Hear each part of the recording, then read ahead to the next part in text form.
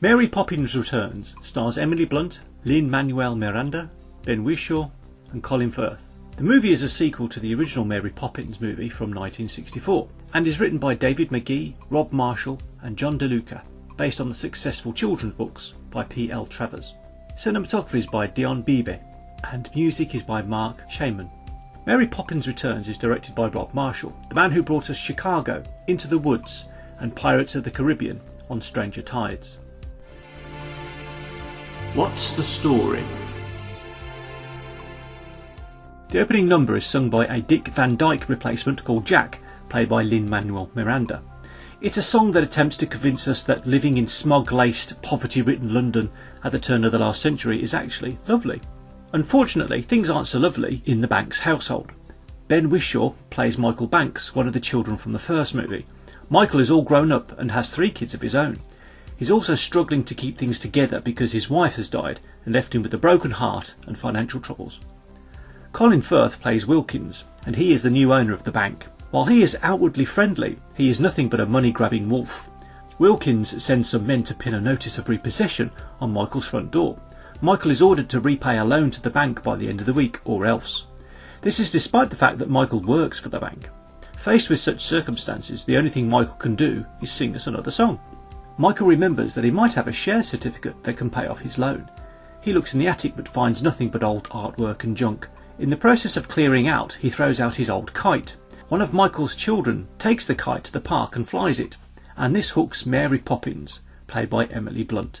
Mary Poppins follows the children home and immediately assumes her role as nanny. At first, the bank's children are somewhat sceptical, but Mary Poppins soon wins them over by enrolling them in a bath time fantasy adventure. This is followed by an evening's entertainment at the Royal Doulton Music Hall, which is inside a piece of Royal Doulton pottery. The next day, Mary Poppins takes Jack and the children to visit her cousin, Topsy, played by Meryl Streep, who entertains us by dancing on the ceiling and singing a topsy-turvy song. Once finished, the ensemble visits the bank to see Michael. However, the children sneak off and manage to overhear Wilkes' evil plan to repossess the bank's home. The children attempt to tell their father the truth, but of course they are not believed.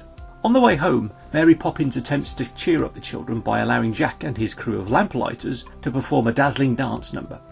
But as soon as the music fades, we realise that the situation has not changed. With no other alternative, the Bankses vacate their beloved house. But what's this? Pinned to the back of the kite is the share certificate. If only they can get to the bank before the stroke of midnight. Michael races off to the bank in a van, while Mary Poppins and everyone else heads to Big Ben so they can turn back time by 5 minutes. Michael gets to the bank and hands over the share certificate. However, there is no signature on it and this makes it worthless. But all is not lost, and elderly Mr. Dawes Jr., played by none other than Dick Van Dyke, puts in an appearance. Dawes reminds Michael of the savings account he started as a child with tuppence. This must be the world's best saving account because Michael now has enough money to buy a house in an exclusive area of London. With the house saved, Mary Poppins' job is done.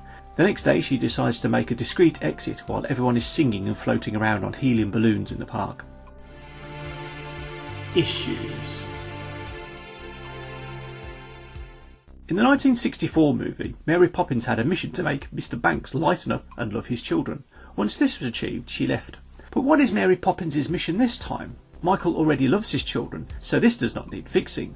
You might think that Mary Poppins helps to save the house, but in fact she does nothing of the sort, because the share certificate is incomplete and not valid. In fact, it is Dick Van Dyke's character that saves the house by reminding Michael of the money in his tuppence savings account.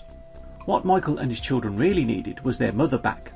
Mary Poppins does very little to address this problem, save for a brief song about loss. I think the writers missed the heart of the story by concentrating on the house repossession.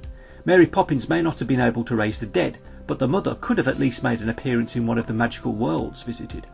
Michael is presented to us as an artist, and we see glimpses of his artwork around the house. I initially thought that Michael was going to solve his financial problems by selling some of his paintings to a wealthy client, but Michael's ambition to be an artist is never mentioned again. This seemed like a lost opportunity. Why was Michael so terrible with money? First of all, he forgets that he has a savings account with thousands of pounds in it, and then he puts his home at risk by taking out a loan against it. This is despite the fact that he knew that he had a share certificate worth a fortune. Why didn't he look for the share certificate before taking out the loan? All of his problems could have been avoided. I was horrified when I saw Jack and his crew risk death by attempting to climb Big Ben's tower. It seemed wholly irresponsible for Disney to show their characters doing something children may try to copy. And the whole scene is pointless in any event because Mary Poppins can fly, and it is her that turns back the hands of Big Ben anyway. Mary Poppins Returns follows the blueprint of the original movie exactly. Each of the key musical numbers are mirror images of their original counterparts. The melodies are so similar you can practically sing the original songs over them. Don't get me wrong, the new songs are great, but there is no escaping the fact that A Spoonful of Sugar is more memorable than Can You Imagine That? Supercalifragilistic is more memorable than A Cover Is Not a Book, and Let's Go Fly a Kite is more memorable than Nowhere to Go But Up. It also has to be said that as good as Emily Blunt is, and she is good, Emily Blunt is no Julie Andrews. The perfection of Julie Andrews' voice is something that is sadly lacking from this movie. Review. Mary Poppins Returns is a sequel and not just a generic remake, so credit where credit is due. The costumes are excellent, the effects are great, and the cinematography is competent.